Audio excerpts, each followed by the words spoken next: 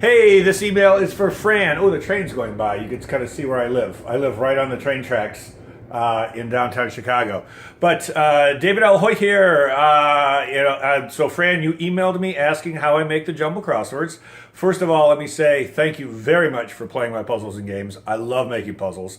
Thank you for playing them and giving me such a fun job. But you asked how I make the jumble crosswords, so I actually make them by hand. I know that sounds crazy in this day. I could in this day and age, I could easily get them computer generated, but I don't.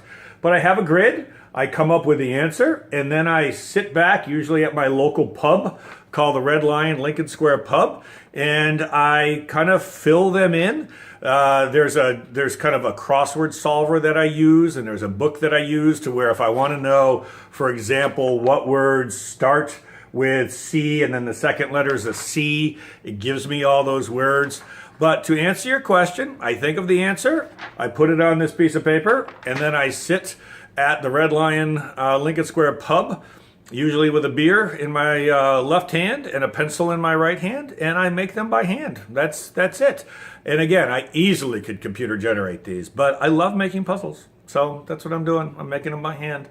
All right. So I hope that answers your question. And as far as, I don't remember if you asked if there's any tips or anything like that to solving them, but I don't know. I've been making these puzzles for 20 years. I've enjoyed making every one.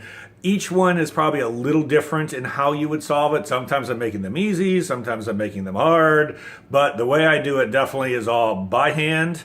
And I love it. So thank you for playing and for giving me such a fun job. Bye.